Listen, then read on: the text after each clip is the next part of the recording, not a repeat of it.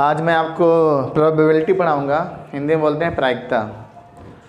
तो मैं आज स्टार्ट करता हूँ और अब स्टार्टिंग से पेशेंस के साथ पूरी वीडियो में बने रहें। गारंटी है कि प्रोबेबिलिटी का दुनिया को कोई क्वेश्चन छूट गया तो मैं उस दिन से पढ़ाना छोड़ दूँगा, गारंटी है भाई साहब। तो अब स्टार्ट करते हैं। What is probability. ज़्यादा मैं लेक्चर नहीं दूँगा, बच्चे वैसे भी लेक्चर ज़्यादा पसंद नहीं करते हैं। प्रोबेबिलिटी ओके, हिंदी में बोलते हैं प्रायिकता। तो इसका मेन कंसेप्ट है प्रोबेबिलिटी स्टार्ट कैसे होती है सर, कहाँ से होती है, कैसे हमारा कुछ बच्चे कभी रहते हैं सर कैसे क्वेश्चन सॉल्व नहीं होता मुझसे। There are so many problems arising in this chapter. So अब आपको चिंता करने की आवश्यकता कोई नहीं है, बिलाल सर आ गए हैं तो गारंटी है कि तुम कोई क्वेश्चन कर पाओगे दुनिया में। ओके, तो प्रोबेबिलिटी हम स्टार्ट करते हैं एक एक्सपेरिमेंट से। एक्सपेरिमेंट की हिंदी में बोलते हैं प्रयोग। अच्छा सर, प्रयोग कोई प्रोबेबिलिटी में प्रयोग का क्या यूज है सर? यार देखो, कोई हम जब एक्शन करते हैं, एनी एक्शन रिजल्टिंग टू और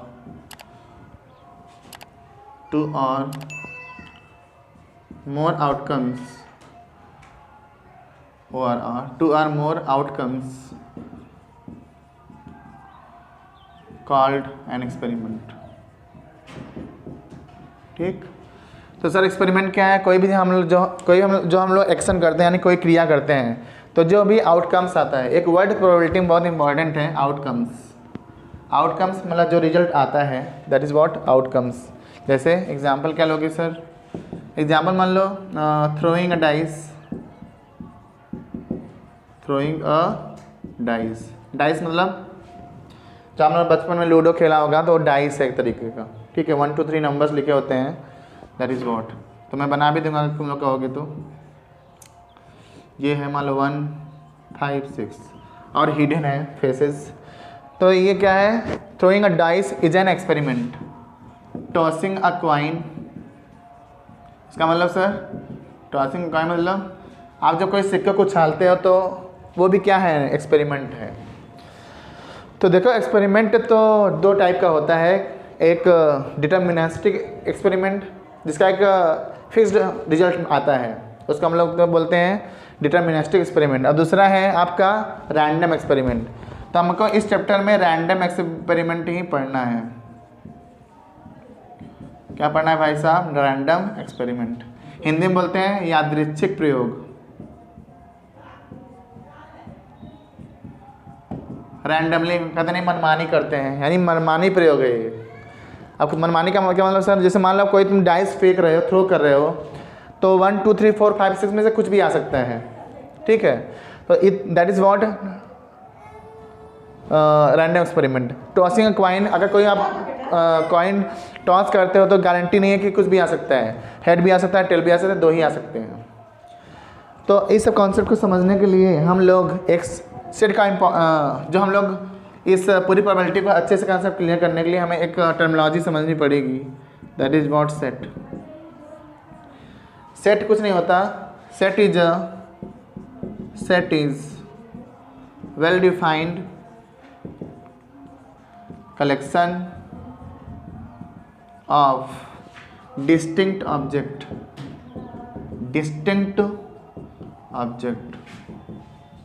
क्या मतलब है सर? सेट क्या होता है और सेट पढ़ क्यों रहे हैं? जितना भी हम प्रोबेबिलिटी का जो हम लोग सैम्पल स्पेस बनाएंगे, तो सैम्पल स्पेस कुछ नहीं है, वो सेट ही है। तो इसलिए सेट को डिफाइन करना इंपॉर्टेंट है। Set is a well defined collection of distinct object. जो सेट होता है वो डिस्टिंक्ट ऑब्जेक्ट का कलेक्शन होता है। कलेक्शन मतलब जैसे मान लो कोई सेट बना लो, कलेक्शन ले लो, जैसे टेबल, चेयर, ETC। तो जो कलेक्शन, कभी कभी आप दुकान पे जाओगे तो जैसे कपड़े का दुकान होता है तो ये कलेक्शन नाम से अपना बनाते हैं। तो इस तरह collection is what? Collection is nothing but combination of objects. Object का कम्बिनेशन ही क्या होता है? कलेक्शन। तो क्यों पढ़ रहे हैं सेट? सेट को रिप्रेजेंट करने, इसीलिए कि सेट को रिप्रेजेंट कैसे किया जाता है? एक कर्ली ब्रैकेट यूज करके। क्या यूज करके? Curly bracket. जैसे मान लो 1 2 3, तो जब हम लोग सैम्पल स्पेस बनाएंगे तो एक कर्ली ब्रैकेट में लिख के एलिमेंट को लिखेंगे। इसके जो अंदर इसको हम लोग क्या बोलते हैं, एलिमेंट हैं।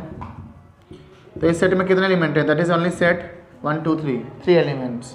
मान लो कोई बी सेट है, AEIOU, there are 5 elements in this set, इसको बोलेंगे सेट ऑफ वॉवेल्स। तो बस ज़्यादा मैं पूरा PhD नहीं करा दूंगा तुम्हें इस सेट थियरी में, बस ये बताता हूँ कि सेट को रिप्रेजेंट करने के लिए कर्ली ब्रैकेट यूज होता है और उसमें जो भी एलिमेंट होते हैं उसको कामा लगा के लिखा जाता है, इसमें कोई ख़ास बात नहीं है। वास्तविकता में एक और चीज़ समझना है हमें, क्लास 11th में आप अच्छे से सेट थियरी पढ़ोगे और प्रोबेबिलिटी भी है, लेकिन मैं अभी आपको प्रोबेबिलिटी पढ़ा रहा हूँ तो ज़्यादा इसमें कॉन्सेप्ट नहीं दूंगा।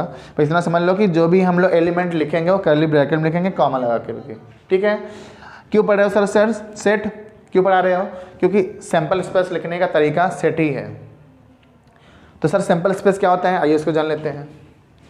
What is sample space, sample space तो इसका कोई डेफिनेशन खास नहीं है, इसको हम लोग S से डिनोट करते हैं, डिनोटेड बाई S। जैसे मान लो हम कोई डाइस को थ्रो करते हैं तो क्या क्या आ सकता है, तो हम लोग कर्ली ब्रैकेट यूज करेंगे 1 2 3 4 5 6। तो they are 6 element in this set if we throwing a dice in 1 times. अगर एक डाइस को आप एक बार थ्रो करते हो तो गारंटी है कि उसमें इसके अलावा और कुछ नहीं आ सकता है।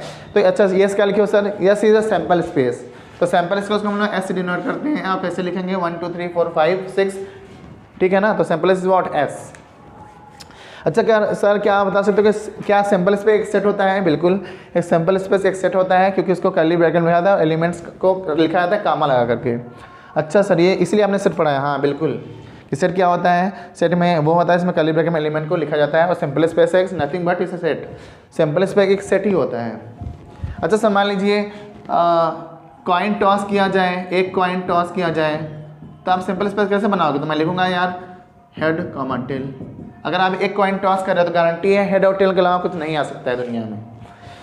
अगर सर 2 कॉइन टॉस करें तो क्या आएगा, हाँ उसका भी सिंपल स्पेस बन सकता है। सिंपल स्पेस को ऐसे लिखना है आपको, तो हेड हेड आ सकता है, हेड टेल आ सकता है, टेल हेड आ सकता है और टेल टेल आ सकता है। अच्छा सर ऐसी बात है। अच्छा तो ध्यान देखो चीज़, जब हमने एक कॉइन को टॉस किया, सिंगल कॉइन टॉस किया तो 2 एलिमेंट यानी 2 पावर 1 आया। तो अगर हमने 2 कॉइन को टॉस किया तो दिस मीन्स दैट 2 पावर 2 यानी 4 एलिमेंट्स आ गए।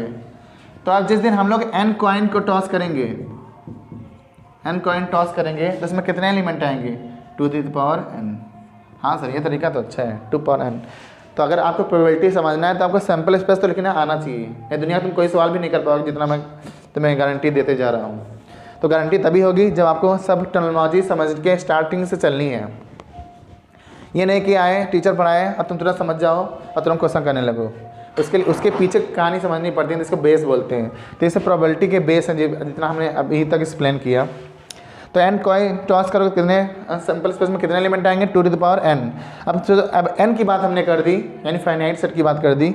मान लो अगर हम 5 बार टॉस करें, 10 बार टॉस करें, सब काम बता सकते हैं आसानी से। तो दिस वॉट 2 power n। खैर आपको क्लास 10th या 11th में आपको 2 कॉइन टॉस किया जाएगा, 3 कॉइन टॉस किया जाएगा। 12th में हम लोग 4 टाइम्स टॉस कर सकते हैं। तो आपके क्लास के लेवल से क्वेश्चन पूछा जाएगा, तो इसमें कोई डरने की बात नहीं है कि सर हमें सैम्पल स्पेस लिखने नहीं आएगा तो आप प्रोबेबिलिटी क्वेश्चन कैसे करोगे। तो इतना आप नोट करिए, फिर मैं आगे एक्सप्लेन करता हूँ ना प्रोबेबिलिटी। तो अब इसमें कोई तुम्हें खास नहीं समझना है डिफरेंस। प्रोबेबिलिटी को हम लोग P से डिनोट करते हैं। हम मान लो कोई इवेंट है A, इसका हम लोग प्रोबेबिलिटी ऑफ A लिखेंगे m/n, ठीक है, m/n। m क्या है sir, number of favourable outcomes. FE dot पूरा लिखा हूँ, favourable outcomes upon total outcomes. या लिख सकते हो number of favourable cases upon total cases. ये सारी बातें आपको अभी समझ में आने वाली हैं। खैर अभी तुम्हें दूर तक समझ में नहीं आ रहा होगा, हो सकता है। Probability of an event A is what, this is the formula. तो आप इसको अच्छे से नोट करेंगे। फिर हम आगे बढ़ते हैं। एक चीज़ और याद रखना है आपको, प्रोबेबिलिटी में प्रोबेबिलिटी की जो वैल्यू होती है, probability of n is equal to 1 less greater equal 0, यानी प्रोबेबिलिटी की जो भी वैल्यू होती है वो 0 से बड़ी या बराबर हो सकती है और 1 से छोटी या बराबर हो सकती है। लेकिन probability of a equal to कभी 2 नहीं हो सकता, 2 कभी नहीं आता। तो कभी तुम्हें ऑप्शन में कहीं एग्जाम में कभी प्रोबेबिलिटी में आंसर 2 दिया हो तो दैट इज़ रॉन्ग आंसर, क्योंकि हमारे सर ने बताया क्या बताया है कि प्रोबेबिलिटी ऑफ इज व्हाट 0 से बड़ी होती है या बराबर होती है और 1 से छोटी या बराबर होती है। तो ये आपको याद रखना है। तो प्रोबेबिलिटी एक क्वेश्चन थोड़ा सा कर लेते हैं, तो आपको बताते हैं व्हाट इज़ इवेंट। सारी फीलिंग्स आएगी, कॉन्सेप्ट क्लियर होगा इस चैप्टर में, पूरा लास्ट तक बने रहो। तो प्रोबेबिलिटी ऑफ ए क्या समझ में आया कि प्रोबेबिलिटी ऑफ ए 0 से बड़ी होती है और 1 से बराबर होती है, यानी ऐसा आ गया तो संभव नहीं है। वास्तविकता में मान लो कोई एक क्वेश्चन करा के देखता हूँ। Question, if we tossed 2 coin find the probability of getting at least one head, कि अगर आप 2 कॉइन को टॉस करते हो तो एटलीस्ट 1 हेड आने की क्या प्रोबेबिलिटी है। तो आपको दुनिया कोई भी क्वेश्चन होगा सबसे पहले आपको सैम्पल स्पेस लिखना है। तो जब भी आप कोई 2 कॉइन टॉस करोगे, 2 कॉइन टॉस, तो आप ट्री बना लो भाई साहब। हेड हेड आ सकता है, हेड टेल आ सकता है, टेल हेड आ सकता है और टेल टेल आ सकता है। अब इसी को हम लोग सैम्पल स्पेस में लिखेंगे। तो head head comma head tail comma tail head comma tail tail. I hope इतना आपको क्लियर हुआ होगा। तो 2 कॉइन टॉस हमने किया, तो हेड हेड आ रहा है, हेड टेल आ रहा है, टेल हेड आ रहा है, टेल टेल आ रहा है। ओके, अच्छा, अब प्रोबेबिलिटी हम लोग निकालेंगे। Probability of getting an event A, मान लो ए लिख देता हूँ, कोई इवेंट ए है 2 कॉइन टॉस करने का। अब बताओ कितने फेवरेबल हैं, 4, इसमें कितने एलिमेंट है 4। अब हमें चाहिए कितना, एटलीस्ट 1 हेड। बताओ किसमें हेड है, कम से कम एक हेड जरूर हो। तो एक हेड इसमें है, एक हेड इसमें है, एक हेड इसमें है, लेकिन इसमें हेड नहीं है, टेल टेल है, तो 3 संभावना है, तो 3/4। तो ये आसानी से आप ऐसे समझ सकते हो। हमने फॉर्मूला क्या होता है, m/n। m is what, number of favourable outcomes, यानी क्वेश्चन जितना कर रहा है एटलीस्ट 1 हेड कर रहा था तो हमारा फेवरेबल है। और टोटल कितने थे, 4 थे, तो 4 नीचे हमेशा वही लिखेंगे जितना टोटल आउटकम्स होगा, जितने केसेज होंगे टोटल। लेकिन फेवरेबल में क्या लिखना है, जो आपको चाहिए, जो क्वेश्चन कर रहा है, एटलीस्ट 1 हेड, कम से कम एक हेड कितने में आया है, 3 में आए हैं। इस सेट में 3 एलिमेंट है जिसमें हेड आए हैं, दैट इज़ व्हाट 3/4। तो आप इसको अच्छे से नोट करिए, फिर आप इवेंट पे चलते हैं, तब दुनिया के अच्छे अच्छे क्वेश्चन कर पाओगे। व्हाट इज एन इवेंट, तो समझ लेते हैं what is an event. Event क्या होता है, all subsets of sample space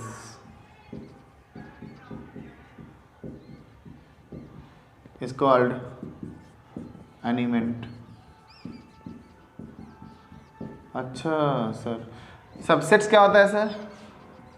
अब चलो एग्जाम्पल समझाते हैं, अगर तुम्हें दूर दूर तक समझ में नहीं आया तो मान लो हम कोई 2 कॉइन टॉस करते हैं, क्या ये इवेंट है? बिल्कुल ये इवेंट है। कोई घटना हो रही है कि हमने 2 कॉइन को टॉस किया, तो इसमें सिंपल स्पेस हम बनाएंगे तो हो जाएगा H head comma head, head comma tail, tail comma head and tail tail. Okay, got it. This is an event, all subset. लेकिन इवेंट क्या होता है, ये तो सैंपल स्पेस है। 2 कॉइन टॉस करना, हमने एक सैंपल स्पेस बना लिया, head head head tail tail head tail tail. Okay, अब तुम्हें क्या लिखा है, event. What is an event, all subsets of sample space is called an event. किसी सैंपल स्पेस का जो सबसेट होता है, सबसेट मतलब जो इसके अंदर हो, जैसे मान लो अगर इसका हम 2 सबसेट बनाते हैं तो मान लो एक हेड हेड लेते हैं और एक हेड टेल लेते हैं।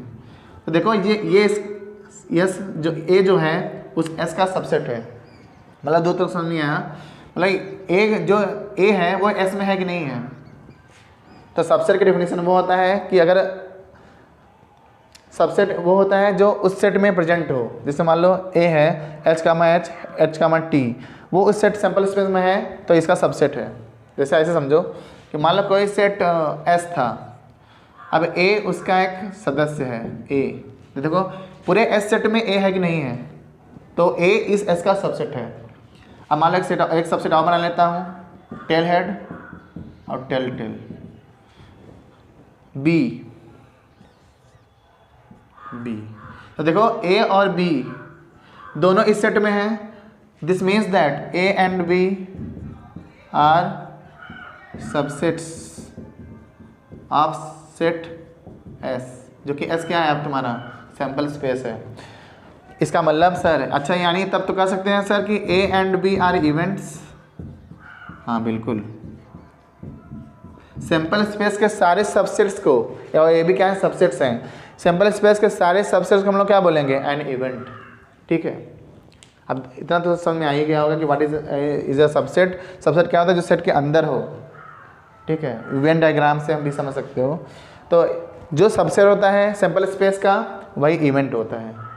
तो यहाँ अब दुनिया में 3 टाइप के इवेंट्स लोगों ने बताया है, होते तो और सारे हैं लेकिन अभी 3 टाइप बता रहा हूँ, 3 टाइप एंड इवेंट्स। पहला है श्योर इवेंट। क्या है श्योर इवेंट? जिसकी प्रोबेबिलिटी 1 होती है उसे बोलते हैं श्योर इवेंट। तो ज़्यादा तुम्हें कंसेप्ट रटने की आवश्यकता नहीं है। What is sure event? जिसकी प्रोबेबिलिटी क्या हो, जिसकी प्रायिकता क्या हो, 1 हो, उसको बोलते हैं श्योर इवेंट। तो दूसरा क्या है? Impossible event. इम्पॉसिबल इवेंट जिसका प्रोबेबिलिटी 0 होता है उसे इम्पॉसिबल इवेंट कहते हैं।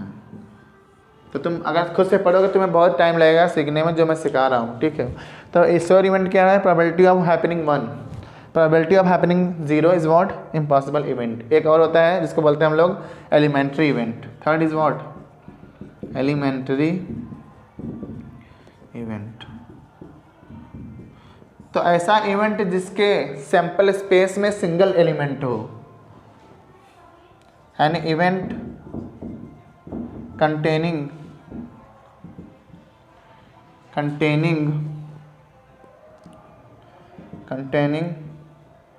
single यहाँ SINGLE single element, that is what? an elementary event। जिसके सैंपल स्पेस में केवल सिंगल एलिमेंट हो, that is what? An elementary event. जैसे मान लो कोई हम बनाते हैं, मान लो इसी के लेते हैं, अगर हम लोग को लिखना हो कोई सेट, इसका सैंपल स्पेस बनाते हैं हेड हेड, तो एक सेट बना लेते हो या S2 बना लेते हो टेल टेल। तो देखो इस सेट में केवल एक ही एलिमेंट है, हेड हेड टेल टेल, यानी जब भी आप उसको सेट में केवल एक ही एलिमेंट दिखे तो that is what? An elementary event. यानी केवल सिंगल एलिमेंट जब दिखाई दे दे कि इस सेट में उसको क्या बोलेंगे? Elementary event. तो हमने तुमको 2-3 टाइप के इवेंट समझाया। पहला क्या है? श्योर इवेंट जिसकी प्रोबेबिलिटी क्या हो? 1 हो। दूसरा हमने इम्पॉसिबल इवेंट बताया, इसकी प्रोबेबिलिटी होने की हैपनिंग क्या हो? 0 हो। और थर्ड क्या है? Elementary event, an event containing single element. ऐसा इवेंट, अब इवेंट जानते ही हो सैंपल स्पेस का सबसेट होता है, तो अगर सिंगल एलिमेंट रहेगा उसको बोलेंगे हम लोग एलिमेंट्री इवेंट। अब तुम खुद बुक से अगर RD शर्मा या RS अग्रवाल से पढ़ोगे तो तुम्हें बहुत सारा इतिहास लिखा हुआ है, इसमें तुम पढ़ के देखना।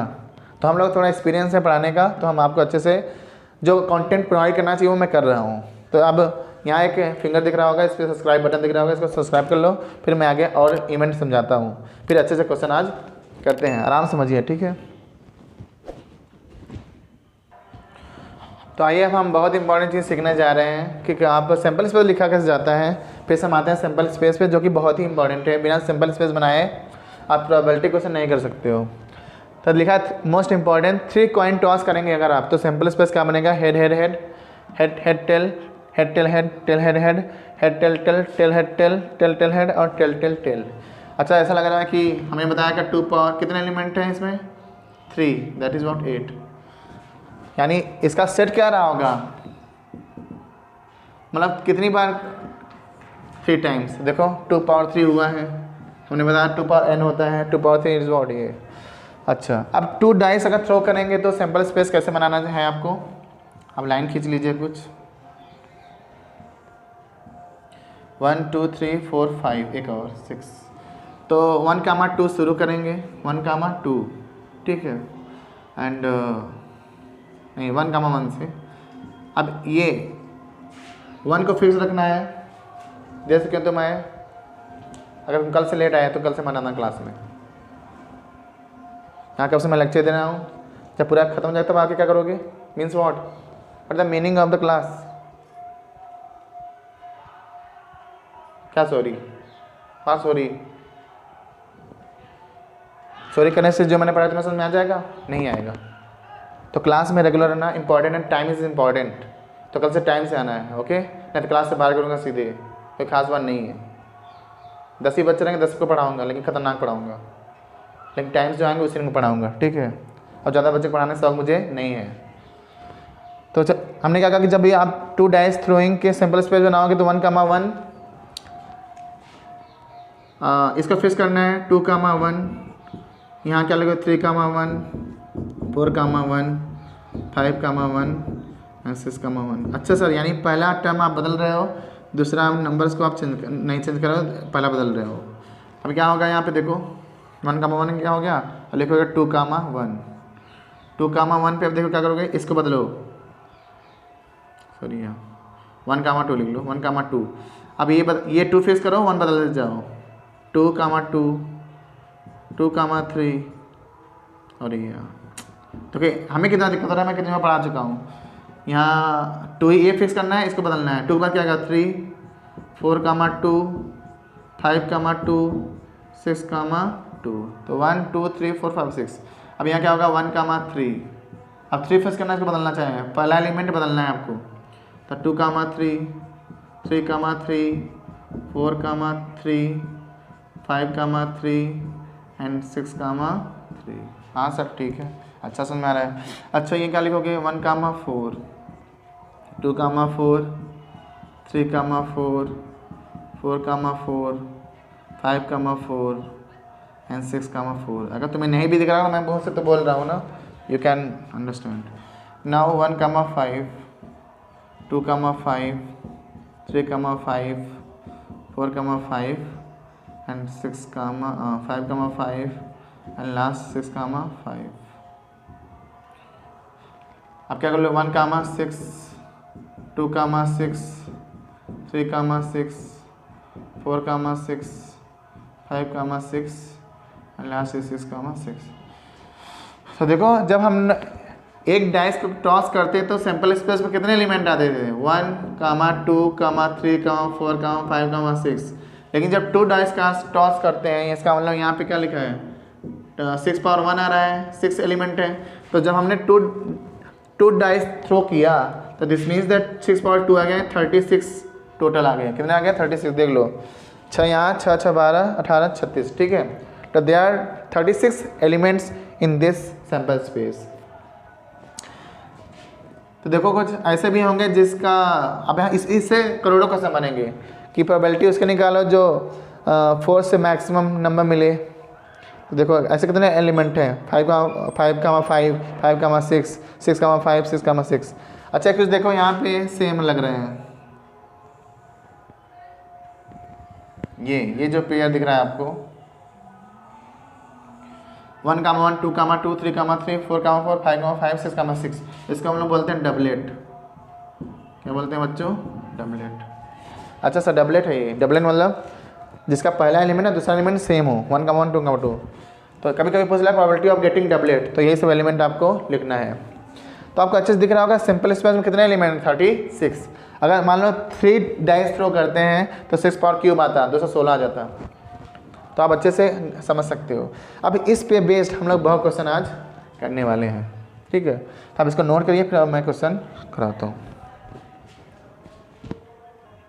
तो आपको क्वेश्चन दिख रहा होगा, इफ 2 डाइस इज थ्रोन, अगर 2 डाइस को थ्रो किया जाता है, if 2 dice is thrown then probability of getting doublet. आ गया ना क्वेश्चन। तो आपको कोई कन्फ्यूजन होना भी नहीं है कि सर ने डबलेट समझा दिया है कि व्हाट इज़ डबलेट। तो सबसे पहले हम लोग जब भी कोई क्वेश्चन प्रोबेबिलिटी करना हो तो गारंटी है, मैं सर हूँ तुम्हें बता रहा हूँ कि सोल्यूशन कैसे स्टार्ट करोगे भाई साहब। सबसे पहले आपको सैंपल स्पेस बनाना है। Let sample space is S। तो अगर 2 डाइस थ्रो करने का सैंपल स्पेस क्या होगा, पूरा 36 नहीं लिखना है, डबलेट का पूछा है। तो डबलेट कितने कितने हैं, 1,1 2,2 3,3 4, 5, एंड लास्ट इज 6, 6। तो ये आपका बन गया सिंपल स्पेस। अब प्रोबेबिलिटी ऑफ गेटिंग डबलेट, तो डी लिख लो, डबलेट निकालना है तो डी लिख लो। टोटल कितने हैं बताओ, यहाँ पे लिखा हुआ है पूरे। अगर टू डाइस थ्रो करते हैं तो सिंपल स्पेस पूरा 36 होता है, तो लिख दो 36। अब फेवरेबल कितने तुम चाहते हो, कितना बस डबलेट चाहते हो, और डबलेट कितने हैं 1, 2, 3, 4, 5, 6, तो 6/3, सो दैट इज व्हाट 1/6। तो आंसर कितना हो गया 1/6। अब इसे हम पूछ लेता प्रोबेबिलिटी ऑफ गेटिंग सम 10। तो आपको क्वेश्चन खुद से बनाओ। अब सम 10 मतलब ऐसा एलिमेंट खोजो जिसका सम क्या होता है पूरे 10 आता हो। तो अभी देखते हैं कौन कौन सा है इस पे। यार देखो 6, 4 10 होता है, 5, 5 10 होता है, और रिपीट नहीं होना चाहिए। और कोई है जिसका सम 10 होता हो, 5, 2, 7, 9, 6, 2। तो दो हैं, एक 6, 5 और एक 5, 5। तो आपको सिंपल स्पेस बना लेना है यहाँ पहले। तो सिंपल स्पेस में बनाओ, यहाँ लिखा हुआ है 2 एलिमेंट है कितने में 36 में 2 एलिमेंट है जिसके सम 10 है। कौन कौन 6, 4 और 5, 5। अब तुम खुद चेक कर लेना, कोई इसके अलावा नहीं है। तो आंसर क्या आ गया 2/36 यानी 1/18। तो आप आसानी से प्रोबेबिलिटी क्वेश्चन कर सकते हो अगर आप सारे बेसिक कंसेप्ट समझ चुके हो तो। और मैं क्वेश्चन करता हूँ, इसे मैं क्वेश्चन बहुत सारे बना सकता हूँ लेकिन नहीं, चलो क्वेश्चन कैसे लिखते हैं। और आप एक बहुत इंपॉर्टेंट क्वेश्चन करने जा रहा हूँ। देखो मैं सिंपल स्पेस भी इरेज नहीं किया हूँ, इसका यूज भी है। If 2 dice thrown then find the probability of getting sum 3 होना चाहिए, सम 4 आना चाहिए, सम 5 आने की प्रोबेबिलिटी क्या है, सम 6 आने की प्रोबेबिलिटी क्या है, और सम 11 आने की प्रोबेबिलिटी क्या है। तो आप आसानी से सोच सकते हो। देखो हमने सिंपल स्पेस बना दिया है आपके पास। अब सम 3, इसमें पेयर वो खोजो जिसके सम 3 आती हो। तो 2 ही पेयर हैं, एक 1, 2, 1, 2 एंड 2, 1, 2, 1, ये पेयर रहा। तो ये 2 पेयर हैं जिसके सम 3 आ रहे हैं। तो प्रोबेबिलिटी फाइंड करना है। तो पहले मैं आंसर लिखता हूँ प्रोबेबिलिटी ऑफ सम 3 आने की। तो टोटल कितने हैं 36, और फेवरेबल कितने हैं 2 मतलब सर अरे यार सम 3 आने के 2 ही तो केसेस हैं, 1, 2, 2, 1, उसके अलावा कुछ देख लो नहीं है। तो क्या आएगा 1/18। बी क्या करना है सम 4। तो 1, 3, 3, 1, 4 होगा, 3, 1, 4 होगा, 2, 2 होगा। तो 3 पॉसिबिलिटी है। तो probability of sum 4 is what 3 pairs upon 36, 1/12। अच्छा सर सी क्या है सम 5 आने का। तो किसने कैसे जाए 1, 2, 3, 4 का 5 होता है, 4, 2, 6 होता है। तो ये कर दो भाई, 5 ही निकालने हैं। तो एटमोस्ट 1, 4 और एक हो जाएगा 1, 4। तो किसने क्वेश्चन 4। तो probability of getting sum 5 is what 36। और कितने पेयर हैं यहाँ पे 1, 2, 3, 4 1/9। The probability of getting sum 6 1, 2, 3, 4, 5 pairs. तो probability of getting sum 6 total कितने हैं 36 फेवरेबल और आएगा ना यानी 5/36। तो आंसर 5/36। लास्ट है सम 11 आने की प्रोबेबिलिटी क्या है D E probability of getting sum 11 total कितना है 36। अब 2 पेयर खोजो जिसके सम 11 आते हैं। तो 6, 5 और 5, 6 इसके अलावा कुछ नहीं आएगा। तो 2, 6 यानी 1/18। तो अब ऐसे प्रोबेबिलिटी क्वेश्चन आप आसानी से कर सकते हो। तो आपको अच्छा लग रहा होगा तो हमारे अली क्लास चैनल को जरूर सब्सक्राइब करें और ज़्यादा से ज़्यादा शेयर करें और बोर्ड में टॉप करें। ठीक है भाई साहब, मतलब क्वेश्चन कोई मेरे पढ़ाने का बस यही उद्देश्य है कि आप कोई क्वेश्चन छोड़ ना पाएँ प्रोबेबिलिटी का। ठीक है, इसको नोट करें। फिर मैं आप आते हैं कार्ड पे, उसको स्टडी मतलब पढ़ा के तो हम लोग क्वेश्चन करते हैं। अब देखिए, अब हम कार्ड पढ़ाते हैं। कार्ड तो मेरे पास है नहीं आपको मैं दिखाता कार्ड क्या है। तो कार्ड इज़ 52। कार्ड जो होते हैं, जो आप लोग ताश वगैरह जो खेलता है वो जानता है आसानी से कार्ड कितने 52। लेकिन हम लोग मैथ्स वाले हैं, हम लोग भी आवश्यकता पड़ती है प्रोबेबिलिटी के चैप्टर में। ठीक है, खैर सब यूज मत करने लेना जीवन में। चलो अब जुआ ही शुरू कर दें। ठीक है, तो कार्ड पढ़ रहे हो भाई साहब अपनी मैथमेटिकल यूज़ के लिए, प्रोबेबिलिटी के लिए। तो दैनिक जीवन में यूज करने की आवश्यकता नहीं है। घर से भी बाहर निकाल दिए जाओगे। तो कार्ड कितने हैं भाई साहब? 52। Joker is not a card. Joker भी देखो ऊपर नीचे लगा रहता है। आप कभी कार्ड न्यू लेके ओपन करोगे तो जोकर ऊपर लिखे, बस उसको सेप्टिकली लगा रहता है। Joker is not a card, इसका कन्फ्यूजन मत पालना जीवन में। कार्ड कितने होते हैं? या तो कार्ड या तो ब्लैक होगा या तो रेड। ओके, होते कितने हैं? 52। हमने लिस्ट बनाई हुई है कि देखो कार्ड या तो ब्लैक होता है रेड। अब ब्लैक में भी दो पार्ट हैं, या तो हुकुम का होगा या तो चिड़ी का होगा। और रेड में कितने होते हैं? या तो हार्ट होगा या तो डायमंड होगा। यानी ईंट, हिंदी बोलते हैं ईंट और उसका क्या पान का, हाँ पान का ही, पान का पत्ता, यस नहीं पान का नहीं, दिल, हार्ट दिल का होता है। तो ये पान का पत्ता ये होता है जिसको हम लोग हुकुम बोलते हैं। हुकुम, चिड़ी, हार्ट और ये डायमंड। ठीक है, इसका आप याद रखेंगे। तो अब देखो हर ब्लैक कार्ड हो या रेड कार्ड हो, सब में नंबर्स एक ही होता है। ए लिखा हमने, एक ही बोलते हैं, तो एक ही सब में होता है। इसका भी होता है, हुकुम का भी होता है, चिड़ी का भी होता है, और हार्ट का भी होता है, और डायमंड का भी होता है, एक ही। ठीक है, फिर नंबर्स भी होते हैं 2, 3, 2 से लेकर स्टार्ट होते हैं 10 तक। दहला जिसको बोलते हैं दहला, तो दहला होता है दुक्का, तिक्की, ऐसे कुछ होता है, दुक्की, तिक्की, दहला होता है, ऐसे सब में होता है। या तो ब्लैक हो चाहे तो रेड। अच्छा ये चीज़ समझ में आया सर कि अच्छा इसमें उतने होते हैं। फिर हमने लिखा जे फॉर गुलाम, सब में होता है, चाहे वो चाहे रेड हो चाहे सब में होता है जे। क्यू फॉर क्यून भी होती है, और के फॉर किंग। अच्छा ये देखो इनको बोलते हैं जो इस पर एक चेहरा छुपा रहता है, इसको इसलिए बोलते हैं फेस कार्ड। अच्छा सर, फेस कार्ड मतलब चेहरा छुपा रहता है। जैसे गुलाम का देखो चेहरा छुपा रहता है, कभी ताश गड्डी खोल के देखना, बेगम का छुपा रहता है, क्वीन का, राजा का भी छुपा रहता है। अच्छा कितने हैं? 3, 3, 4, 3, 3, 6, 6, 3, 9, 4, 12। तब फेस कार्ड कितने होते हैं? 12 होते हैं। अब ये समझ गए? यानी अब अब देखो जितने नंबर वाले कार्ड में कितने हैं, 21 को छोड़ के 21 कितने होते हैं? 4 होते हैं। तो जो नंबर्स वाले कार्ड बचे, नंबर कार्ड, तो 12, 4, 16, 52 में से 16 घटा दो, 6, 4 में से क्या 3, 36 कार्ड ऐसे हैं जो नंबर कार्ड हैं। मतलब उस पर केवल गिनती लिखी होती है, नंबर्स लिखे रहते हैं मैथमेटिक्स के। ठीक है, तो नंबर कार्ड कितने हैं? 36, फेस कार्ड कितना है? 12, एक कितना है? 4। एक चीज़ और हमने लिखा कि व्हाट इज़ फेस कार्ड। नहीं, फेस कार्ड तो समझ में आ गया कि 12 होते हैं। फेस कार्ड में अगर 21 मिला दोगे तो उसको बोलते हैं ऑनर कार्ड। तो सब इस पे क्वेश्चन बनेंगे, जितना मैं बता रहा हूँ सब पे क्वेश्चन गारंटी है बनेंगे। तो that is what honour card क्या होता है? फेस कार्ड में अगर 21 ऐड कर दें तो उसको बोलते हैं ऑनर कार्ड। ठीक है, तो कितने हो गए? फेस कार्ड 12 थे और ऑनर कार्ड 21 मिला दोगे 16, तो 16 हो जाते हैं। ठीक है, तो आप इसको अच्छे से नोट करिए, आगे आपको बहुत मजा आने वाला है। क्वेश्चन बहुत ही इंटरेस्टिंग इस पर होंगे। ठीक है, तो आप इसको नोट करिए, फिर मैं आगे एक्सप्लेन करता हूँ। तो अब एक क्वेश्चन दिख रहा होगा, क्वेश्चन आप अच्छे से नोट करिए, मैं इधर से बता देता हूँ। 1 card is drawn from a pack of 52 cards, यानी 52 कार्ड्स के पैक में एक कार्ड निकाला जाता है।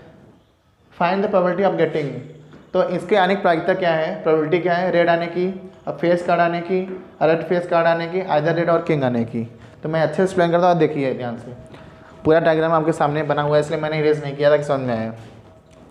पहले एक आंसर देखो, समझते हैं। प्रोबेबिलिटी ऑफ गेटिंग रेड, तो देखो रेड कार्ड कितने हैं? 26 रेड कार्ड होते हैं। रेड कार्ड कितने हैं भाई साहब? 26 रेड कार्ड होते हैं, याद रखना। तो टोटल आउटकम्स कितने हैं? 52। तो नीचे लिखा लेते हैं प्रोबेबिलिटी ऑफ टोटल आउटकम कितना है? 52। अब रेड आने की प्रोबेबिलिटी क्या है? 26। तो 26/52 यानी 13 दूना 26, 13 चौका 52, यानी 2/3 1/2 आएगा। 26 दूना 52 1/2। अच्छा, बी क्या है? Probability of face card. Probability of face card होने क्या है? बताओ, फेस कार्ड कितने हैं? फेस कार्ड क्या? 12। तो 52 में कितने फेस कार्ड हैं? 12। तो 12/52 हो जाएगा। सी वाले पाते हैं, तो एक लाइन, जैसे ही आप कॉन्सेप्ट क्लियर होता है एक एक लाइन में क्वेश्चन होगा, फार्मूला में कुछ नहीं है। रेड क्या लिखा है? Red face card. Red face card कितने होते हैं? अब फेस कार्ड बोल रहे हैं तो यही सब रेड फेस 3 इसके होते हैं, दिल के, हार्ट के, और 3 होता है डायमंड का। तो probability of red face card, RFC मतलब रेड फेस कार्ड, टोटल कितने? 52, इतने 6/52 लास्ट। आइदर, ये इंपॉर्टेंट है, आइदर रेड और किंग। देखो रेड कितने हैं 26 और रेड किंग कितने होते हैं 2। देख लो यहाँ पे 2 ही रेड किंग हैं तो कितने होगा 28। The probability of getting either red और किंग इज व्हाट, कितने हैं 52 और नीचे ऊपर कितना है, कितने 28, तो 28/52 दिस इज योर आंसर। तो भाई आपको प्रोबेबिलिटी को चैप्टर समझ में आ रहा है, तो अगर आपको अच्छा लगे और मैंने सही समझा पाया होगा तो हमारी इस फिंगर पे सब्सक्राइब बटन दिख रहा होगा, इसके ऑन करके बेल आइकन आप ऑन कर लें, सब्सक्राइब कर दें, ठीक है। और अगर और वीडियो चाहिए तो कमेंट बॉक्स में जरूर लिखें कि सर और आगे बताइए, नहीं तो इतना ही आपके लिए सफिशियंट है। और क्वेश्चन अगर आर एस वाले आर डी शर्मा के क्वेश्चन पसंद है तो आप कमेंट बॉक्स में लिखिए, मैं उसको बताऊंगा। ओके, थैंक यू, जय हिंद, जय भारत।